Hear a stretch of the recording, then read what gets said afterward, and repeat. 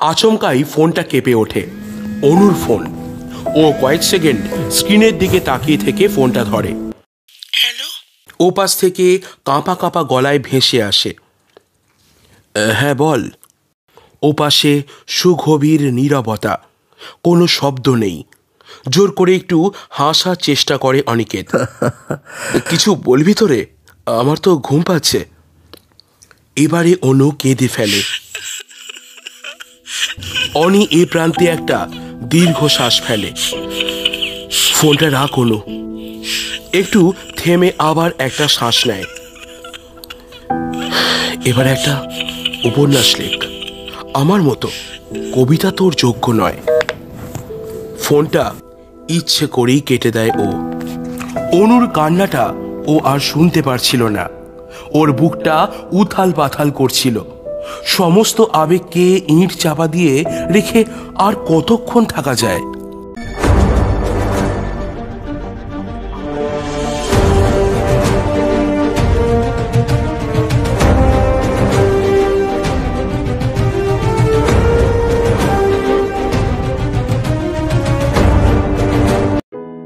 নমস্কার, আমি লোকনাথ। গল্প অ্যান্ড কোং চ্যানেলে আপনাদেরকে স্বাগত।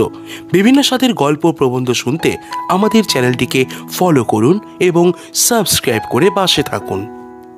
শুরু হচ্ছে প্রণয় বটব্যালের লেখা গল্প রামধনু।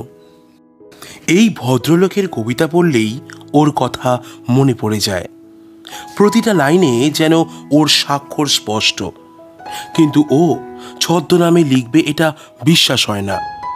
অথচ কথাগুলো যেন অনেক দিনের চেনা, যেন ওর জন্যই কবির এই উচ্চারণ। প্রতিটা ছত্রে এক বহু দিনের চেনা ঘ্রাণ টের পায় ও। নিজের মনেই হেসে ফেলে অনু। যাক, এতদিনে ও একনিষ্ঠ পাঠক হয়ে উঠতে পেরেছে। এই নিয়ে অনিকেত ওকে একদিন কত কিছুই না বলেছে। যতদিন না কবিতার সঙ্গে নিজেকে মেলাতে পারছিস, ততদিন কবির ভাবনা বুঝে ওঠা তোর পক্ষে দুঃসাধ্য। আগে কবিতাটার মধ্যে ঢুকতে হবে, তবেই তো কবির দৃষ্টিভঙ্গির সঙ্গে তুই নিজের ভাবটাকে রিলেট করতে পারবি। সেখানেই তো কবিতা পাঠের আনন্দ। কবির সার্থকতা তো সেটাই। অনু আর পড়তে পারে না। চেয়ার ছেড়ে উঠে পড়ে। বিশ্বরূপের আসবার সময় হলো। আজকাল ও বড়ই ব্যস্ত। বাবা মানে অনুর শ্বশুর মারা যাওয়ার পর গোটা ব্যবসাটাই ওর কাঁধে এসে পড়ে। আর এই লাইনে প্রফিটটাই সব। সিনেমা সমালোচকদের বিশেষভাবে পছন্দ হলো, অথচ বক্স অফিসের ভাড়ার শূন্য। সেক্ষেত্রে লগ্নির জন্য একটা হতাশাজনিত আনন্দ ছাড়া একজন প্রডিউসারের কিছুই অবশিষ্ট থাকে না।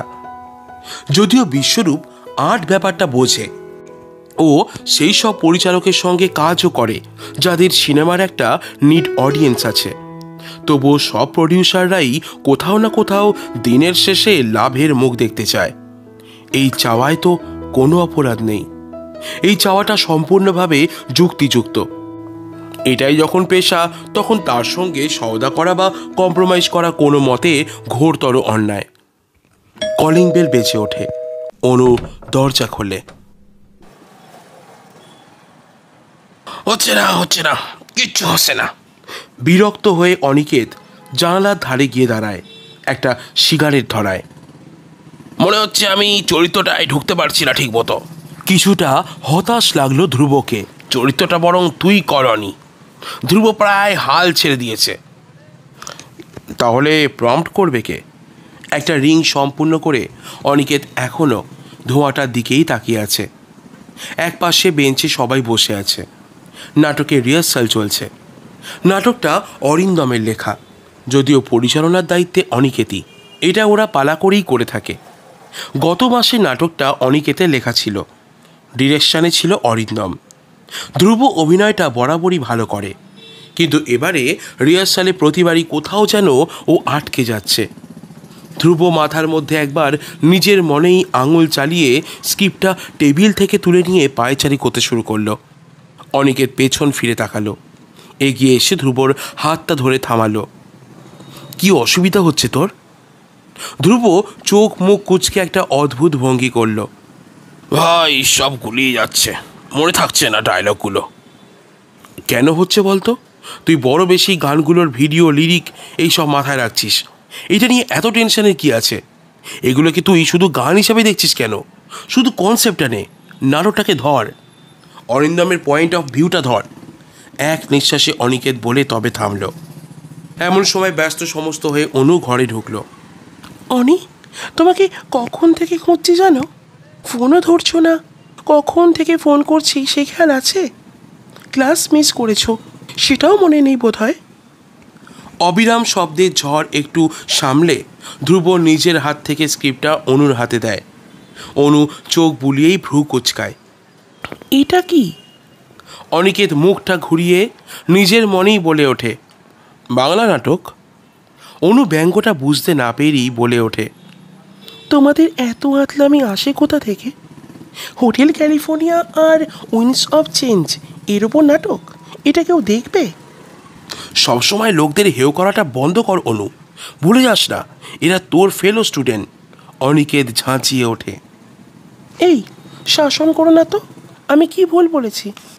এইবার আসরে নামে অরিন্দম। আরে শোন শোন, নাটকটা আমি লিখেছি, ও নয়। তুই মিথ্যে অনির ওপর রাগ করছিস, আসলে ও। মাঝপথে অনিকে তোকে থামিয়ে দেয়। ধুর, ওর পোষায়নি তাই গাল দিচ্ছে। ছাড় তো, আমি লিখলে বরং লেননের ইমাজিনটাও ঢুকিয়ে দিতাম। বোহেমিয়ানা, বিপ্লব আর মৈত্রী ককটেল। অনু চোখ ছোট করে কয়েক মুহূর্ত অনিকেতের দিকে তাকিয়ে থাকে। তুমি রাগ করলে? টেন্সড লাগছে তোমার? টেন্সড আমি? অনিকেতের ঠোঁটের কোণে হাসি ফুটে ওঠে, তারপর একটু গলা নামিয়ে বিদ্রুপ করে ওঠে। টেন্সের মুডটাই আসল ম্যাডাম, কিন্তু আজ দেখছি মুডটা থেকে থেকেই সাবজেক্টিভ হয়ে যাচ্ছে। অনু ঠোঁট উল্টে অভিমানের দৃষ্টিতে তাকিয়ে থাকে ওর দিকে। অনি ঘর থেকে বেরোতে গিয়ে মাঝপথে দাঁড়িয়ে পড়ে, পকেটে হাত দিয়ে শরীরটা আলতো করে ঘোরায়। মুখে হালকা হাসি ফুটে ওঠে। চশমাটা খুলে মুখের ভাব দিয়ে পাঞ্জাবির কোনায় মুছতে মুছতে অনুর দিকে তাকায়। আবৃত্তি করে গম্ভীর স্বরে, আমার ঘরে ফাঁকা আওয়াজ, আমি ছাড়া দুটো আসবাব, ঈশান কোণে আমার ভাড়াটে খাট, নৈরিতে জন লেনন, জোনাকির আলোয় বসে বিদ্রোহ করি, চৌকাঠে শুনি ইনকিলাব, বেয়নেটে বারুদের গন্ধ শুকেও সারা রাত চলে কবিতা সেবন। সুচিত্রা মিত্রর গান ভেসে আসছে ওর ঘর থেকে। চির সখা হে বিশ্বরূপের খুব প্রিয়। ও দুপুরে বাড়ি থাকলেই রবীন্দ্রসঙ্গীত শোনে। ওর শখগুলো ভীষণভাবে মেলে অনির সঙ্গে। বিশ্বরূপও কবিতা পড়তে ভীষণ ভালোবাসে, যদিও লিখতে পারে না। নাটক দেখে মিনার ভাই, ডোভারলেনে রাত জেগে ক্লাসিক্যাল শোনে। দরাজ গলায় যখন আকাশ ভরা সূর্যতারা গায়ে, তখন ধাঁধায় পড়ে যায় যে ও কার সঙ্গে সংসার করছে, অনি না বিশ্ব। অনির সমস্ত অভাব বিশ্ব পূরণ করে দিয়েছে। মাঝে মাঝে তো অনুর মনে হয় বিশ্বরূপ এরকম বিজনেস সামলায় কিভাবে। অনি আর যাই হোক খোলামেলা একেবারেই ছিল না। বিশ্ব যেন বড় বেশি সরল, সাদাসিধে, কোনো প্যাঁচ নেই মনের মধ্যে। অনির সঙ্গে যখন ওর ব্রেকআপ হয় তখন অনু বেশ ভেতরে ভেতরে খুব কষ্ট পাচ্ছিল। বিয়ে করতে একেবারেই প্রস্তুত ছিল না। সত্যিকারের প্রেমকে অস্বীকার করে অন্য একজনের সঙ্গে জীবন কাটাতে ও মোটেই ইচ্ছুক ছিল না। তাই বিশ্বরূপের সঙ্গে একটা কফি শপে একদিন দেখা করেছিল। বিশ্বরূপ কিন্তু প্রথম দর্শনেই ওর মন জয় করে নেয়। প্রায় আধ ঘন্টা ওর পড়াশোনা নিয়েই কথা হয়। অনু কি পড়ছে, ওর প্রিয় সাবজেক্ট কি, প্রিয় লেখক, এই সব। কোনো উপর চালাকি সব জানতা দেখনদারি নেই। যেন বহু পুরনো কোনো বন্ধুর সঙ্গে অনেক দিন বাদে দেখা হয়েছে আর ঝাঁপি খুলে সব স্মৃতির রোমন্থন হচ্ছে। বিভিন্ন বিষয় নিয়ে কথা বলতে বলতে 1.5 ঘন্টা কোথা দিয়ে কেটে গিয়েছিল ওর খেয়ালই ছিল না। অনির ব্যাপারটা বলতে গিয়েও ও আটকে যাচ্ছিল কোথাও। এরকম মানুষকে প্রথম দেখাতেই এভাবে বলা যায় নাকি? বিশ্বরূপী আশ্চর্যজনকভাবে ওর মনের কথাটা পড়ে নিয়েছিল। ওকে সহজ করে বলেছিল, আপনি কি এই বিয়েতে রাজি হন? অনু কি বলবে কিছু বুঝতে পারছিল না। ফ্যাল ফ্যাল করে তাকিয়েছিল বিশ্বরূপের দিকে। দেখুন, আপনার আপত্তি থাকলে আপনি স্বচ্ছন্দে বলতে পারেন, আমার কোনো তাড়া নেই। হেসেছিল বিশ্বরূপ। না, কিছুই বলে উঠতে পারেনি অনু সেদিন। এরকম মানুষকে এসব বলা যায় না, তাই আজও কিছু বলা হয়নি ওকে। বরং বলা ভালো, বিশ্বই বলতে দেয়নি। বিয়ের পর থেকে একদিনের জন্যেও দুঃখ পায়নি। ফুলশয্যার রাতে বিশ্ব যখন দরজাটা লক করে বিছানার দিকে আসছে, অনু একটু সিটিয়েই ছিল। সেদিনই ও বিশ্বকে চিনতে পেরেছিল। বিশ্ব ওকে অবাক করে দিয়ে হেসেছিল। ভয় নেই, আমি এসবে বিশ্বাস করি না। ভাববেন না যেন আবার আমি সমকামী বা অক্ষম। আবার হেসেছিল ও। ওভাবে ভালোবাসা হয় না। দুটো মানুষ কেউ কাউকে চেনে না, অথচ অলিখিত নিয়ম এই যে যা করার এই রাতেই করতে হবে। এ কি রে বাবা, বরকনে না আরজি পার্টি? কথাটা শুনে অনু আর হাসি চাপতে পারেনি।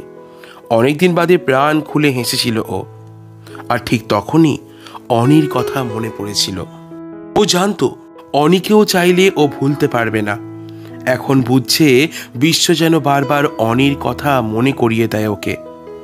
অনি এরকম প্রাণ খোলা হাসতে পারতো না অবশ্য, কিন্তু দুজনের কথার ধরন তো অবিকল এক।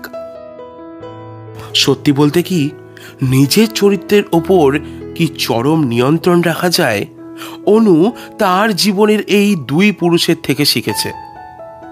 দুজনের জীবনের দর্শনও তো প্রায় একই রকম। বিশ্ব এত টাকা রোজগার করলেও এতটুকু টাকার অহংকার করতে ওকে অনু কখনো দেখেনি। একেবারে ডাউন টু আর্থ। কোনোদিন নাইট পার্টি যাওয়া তো দূরের কথা, বাড়িতেও কোনোদিন নাইটে পার্টি দেয়নি। মাঝে মাঝে তো এতটাই সোজাসাপটা কথা বলে দেয় যে অনুরই খারাপ লাগে। একতলায় ওর অফিসে একটি মেয়ে অভিনয়ের জন্য এসেছিল। মেয়েটির নাছোড়বান্ধা মনোভাব দেখে বিশ্ব রেগে বলে বসে, আমার কাছে এসেছেন কেন? পরিচালকের কাছে যান। সিনেমাটা অভিনয় দিয়ে হয়, অন্য কিছু দিয়ে নয়। মাঝে মাঝে অনুর মনে হয় ও একটা স্বপ্নের মধ্যে আছে। একটা ঘোর, ওর চারপাশে চাদর বিছিয়ে আছে। ভালোবাসা ওর কাছে ধ্রুব সত্য, ভালোবাসা ওর কাছে শাশ্বত, সনাতন। তাই ওর ভালোবাসায় প্রাক্তন ও বর্তমান হয়ে যায়। অনেকে কিছুতেই ও বলতে পারছে না বাড়ি থেকে এবারে বিয়ের জন্য প্রেশার আসছে। MA ফাইনাল ইয়ারটা শেষ হলেই সানাই বাঁচবে। আর ও যা গো ধরে বসে আছে যে চাকরি করবে না, তাতে ওকে বোঝালেও খুব যে একটা সুবিধা হবে এমনটা নয়। তবুও বোঝাতে তো হবেই, দায়টা তো অনুর নিজেরই। প্রেম যখন করেছে তখন হার মানলে তো চলবে না ওর। প্রপোজটাও অনুই করেছিল, না করে থাকতে পারছিল না। তখন অনু সেকেন্ড ইয়ার, গ্র্যাজুয়েশন চলছে। সেই সময় অনির কবিতা প্রথম পড়ে একটা বিখ্যাত লিটল ম্যাগাজিনে। তখন অনির MSc ফাইনাল ইয়ার। ও তখনই একজন বিখ্যাত লোক। কফি হাউসে সবাই ওকে এক ডাকে চিনত। ওর পরিচয় তখন একজন উঠতি সম্ভাবনাময় কবি হিসাবে। প্রথম দর্শনে আপাতভাবে রুক্ষ মনে হলেও এই সিনিয়র দাদাটির প্রতি কখন নিজের অজান্তেই যে প্রেমে পড়ে গিয়েছিল টের পায়নি। তারপর থেকে এক নাগারে প্রেম চলেছে। মাঝখানে চাকরিতে ঢোকে ও, সরকারি চাকরি ভালো না লাগায় ছেড়ে দিয়ে ইউনিভার্সিটিতে PhD পড়তে শুরু করে। কিন্তু সমস্যা হলো বাড়িতে বিয়ের জন্য বাবা মাকে PhDর প্রেমিক নয়, সরকারি চাকরির প্রেমিক ইমপ্রেস করতে পারে। আর এই ব্যাপারটাই অনুর চ্যালেঞ্জ। তুমি এবার একটু ICS বা WBCSটা দিতে পারো তো?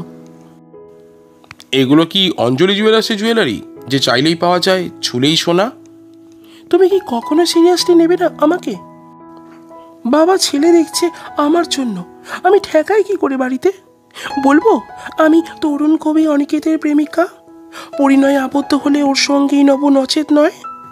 একটা ভ্রুকুটি করে অনু। তা কেন? অনি একটা বই খোলে, দি দা ভিঞ্চি কোড। এটা পর সব উত্তর পেয়ে যাবি। বইটা অনুর হাতে ধরিয়ে দেয়। অনু এক মুহূর্ত বইটা দেখে চেঁচিয়ে ওঠে, হেয়ালি করো না। তোমার কি আমাকে পছন্দ নয়? সত্যি করে বলো, তুমি কি আমাকে বিয়ে করতে চাও? নিশ্চয়ই চাই, কিন্তু এই মুহূর্তে নয়, 2-4 দিন পরে। হেসে ফেলে অনিকেত। তুমি থাকো তোমার বস্তা পচা সেন্স অফ হিউমার নিয়ে। অনু উঠে পড়ে, ওর চোখ মুখ লাল হয়ে গেছে। তোমার কাছে আমার কি কোনো ভ্যালুই নেই? তা কেন? তুই তো আমার হার্ট অনু, আর কবিতা আমার ফুসফুস। সংখ্যায় একটা বেশি যদিও, তবুও সমতুল্যই তো, একই রকম অপরিহার্য। ওই নিয়েই থাকো তুমি, আমি চললাম। বেকার বসে থাকো আর চোবালে ইন্টেলেক্ট জমাও। একটা দীর্ঘ শ্বাস ফেলে অনু। চ্যানেল ফাইলগুলো জড়ো করে বুকের কাছে নেয়। চোখে জল চলে আসে, কোনো মতে সামলে নেয়। তার মানে এটাই তোমার ফাইনাল ওয়ার্ডস? ঠোঁট কামড়ে ধরে অনু। ওটা আমার প্যাশন অনু, ওটা ছাড়া আমি বাঁচবো কি করে? আফটার অল ওটাই আমার প্রথম প্রেম। কয়েক মুহূর্ত দুজনে অপলক দৃষ্টিতে একে অপরের দিকে তাকিয়ে থাকে। অনু আর কান্না চাপতে না পেরে ক্লাসরুমের দিকে পা বাড়ায়। অনিকেত অনুর চলে যাওয়াটা দেখতে থাকে। ঠোঁটের কোণে একটা অদ্ভুত হাসি ফুটে ওঠে। আজ আর অনিকেতের বেশিক্ষণ ইউনিভার্সিটিতে মন টিকল না। বাড়ি চলে এলো তাড়াতাড়ি।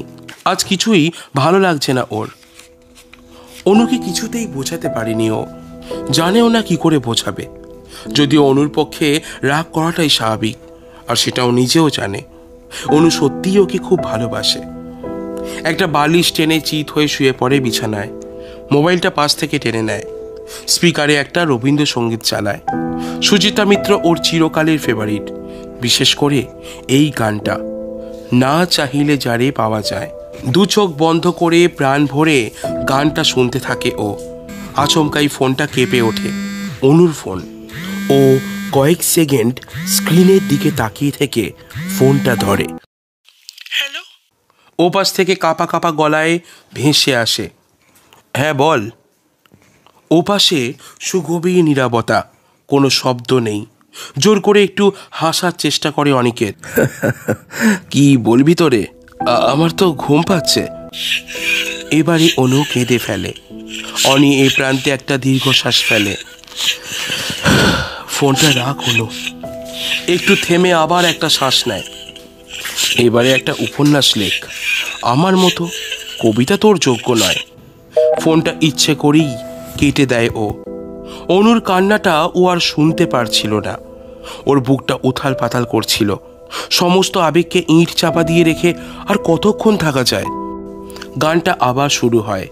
একটা ডায়েরি খুলে পেন নিয়ে অনিকেত লিখতে থাকে।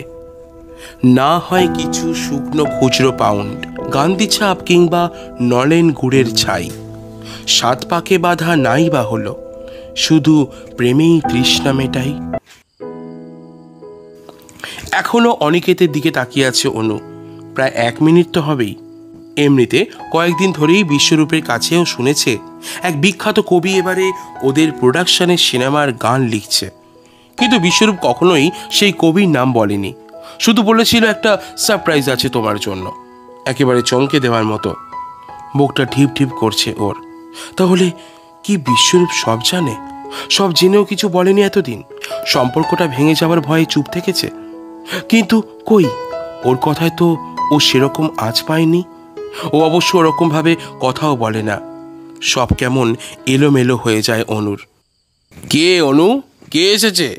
বিশ্বরূপ ভেতরের ঘর থেকে প্রশ্ন করে। জানি না, দেখো হয়তো তোমার কাছে এসেছেন। কোনো মতে গলা থেকে স্বর বেরোয়। অনিকেত একটা রহস্যময় হাসি হাসে। কিছু না বলে ভেতরে ঢোকে। অনু দরজার সামনে থেকে সরে দাঁড়ায়। বিশ্বরূপ ঘর থেকে বেরিয়ে এসে চমকে অনিকেতের দিকে তাকায়। তুই? বিশ্বরূপের চোখে মুখে বিস্ময় ফুটে ওঠে। কেন? অনিকেতের ঠোঁটে এখনো সেই রহস্যের হাসি। তুই কাকে এক্সপেক্ট করেছিলি? কালকেতু সেনকে? নিরুত্তাপ ভঙ্গিতে অনিকেত জিজ্ঞাসা করে। বিশ্বরূপ বিস্মিত, হতবাক। কথা বলতে গিয়েও থমকে যায়। চোখে মুখে একটা গর্বের হাসি ফুটে ওঠে। সে প্রায় চিৎকার করে ওঠে, তুই কালকেতু সেন? এর জরিমানা জানিস তো? অনিকেত প্রশ্ন করে। আমি তোর থেকে একটা গানের জন্য ডবল চার্জ নেব। এবারে অনিকেতের গলায় ব্যঙ্গের সুর ফুটে ওঠে। বিশ্বরূপ অমায়িক হেসে অনিকেতের গলা জড়িয়ে তাকে সোফায় বসিয়ে দেয়। তুই যা চাইবি দেব। বটে। অনিকেত এবারে অনুর দিকে তাকায়। অনু কিছুটা অপ্রস্তুত হয়ে পড়ে। মুখটা নিচু করে শাড়ির আঁচলের কোণাটা খুঁটতে থাকে। আর আলাপ করিয়ে দিই, আমার স্ত্রী অনুপমা, আর এই অনিকেত সেন। অনু মুখ তুলে কোনো মতে অনিকেতের দিকে তাকায়। অনিকেত হাত জোর করে নমস্কার করে। ঠোঁটের কোণে এখনো সেই রহস্যময় হাসি লেগে আছে। বিশ্বরূপ বলে চলে, তোর খবর সত্যিই জানতাম না, অনেক খোঁজ করেছি, জানতে চেয়েছি বিয়েতে তোর না আসার কারণটা। একটু থেমে বিশ্বরূপ অনিকেতের দিক থেকে চোখ সরায়, তারপর আবার ওর দিকে তাকায়। সত্যি করে বলবি, তুই আমার বিয়েতে কেন আসিসনি? অনিকেত টেবিলের ওপর রাখা আনন্দবাজার পত্রিকাটা তুলে নেয়। প্রশ্ন শুনে কাগজটা রেখে ডান পাটা বাঁ হাঁটুতে তুলে আরাম করে বসে। বিশ্বরূপ উদ্গ্রীব হয়ে চেয়ে আছে ওর দিকে। আসলে সবচেয়ে উদ্ভ্রান্ত মনে হয় অনুকে। ও ভাবতেই পারেনি কালকেতু সেনই অনিকেত। সাদৃশ্য পেত একটা ঠিকই কবিতাগুলো পড়ার সময়, তা বলে এতটা আশা করেনি।